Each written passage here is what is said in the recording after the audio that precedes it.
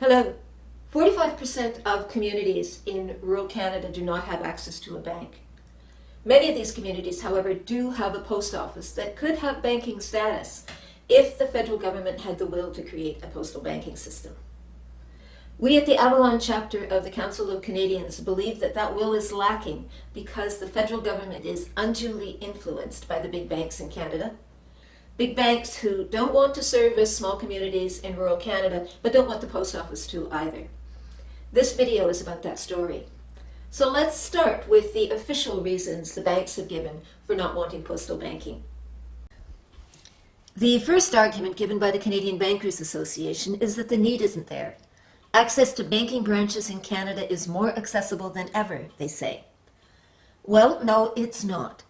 A 2014 study showed that 61% of rural communities in BC with a post office did not have any bank.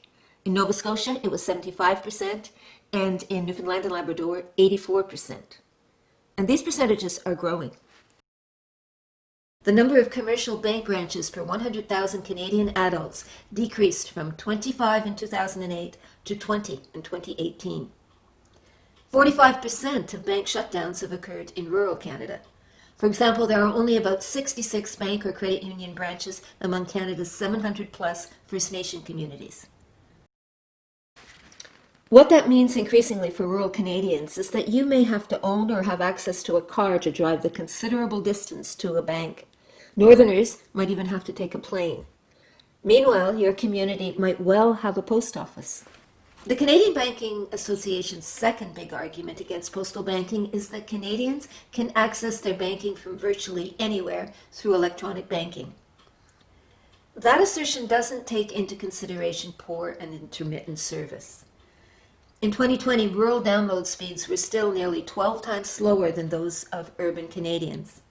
Moreover, internet service tends to be more expensive in rural areas. The banks are assuming everybody can afford it. Finally, as contributors to the Canadian economy, shouldn't rural businesses be entitled to banking services over and above what's available online? Let's be clear about one thing. The introduction of postal banking is hardly a radical notion. Postal banking actually existed in Canada for 100 years, right up until the 1960s. The legislation legitimizing it is in fact still in place. As for worldwide, there are an estimated 1.6 billion postal bank accounts. Postal banks are growing in popularity. Both France and New Zealand created highly successful and very popular postal banks not so very long ago. And that's exactly the problem, isn't it? The real reason why the banks have come out so strongly against postal banking. The banks don't want competition from the post office. They are presumably worried that if postal banking catches on in rural Canada, there might be a demand for it in the big cities. And there could be. Now, you might feel some sympathy with that argument if the banks were struggling, but quite the opposite. Did you know that in 2018, 4 out of the top 5 profit-making companies in Canada were banks? You could make the argument that these banks are doing as well as they are because they are being treated extremely well by the Canadian government. A 2015 Toronto Star study found that Canadian banks paid the lowest tax rates in the G7, and less than half that the average rate of all non-financial firms in our country. Let's not also forget that Canada's banks received a $114 billion bailout after the 2008 financial crisis. Given the privileges accorded to them, the position taken by the Canadian Bankers Association smacks of excessive self-interest. But perhaps we shouldn't be surprised. The mandate of the corporate world is not to service the greater public good. But that is government's mandate, which makes their position, a position that has hardened over the last decade, disappointing, and maybe even a little alarming. Did you know that in the first decade of this century, Canada Post was seriously considering postal banking? In fact, there was a 4-year study done which apparently pointed out its benefits. We say apparently because when the Canadian Union of Postal Workers later asked for a copy, more than 700 of the report's 811 pages were redacted. Canada Post subsequently commissioned another study, this time by the right-wing think tank, the Conference Board of Canada, which, not surprisingly, concluded that the postal office should not compete with banks. Comprehensive studies by the Canadian Centre for Policy Alternatives and the Canadian Union of Postal Employees have been largely ignored by government. In 2016, a House of Commons committee recommended against postal banking, saying the Postal Service should instead focus on its core competencies. A federal review of Canada Post in 2018 did not even mention the issue, and a 2018 private member's bill by an NDPer in favor of postal banking was voted down by the two major parties.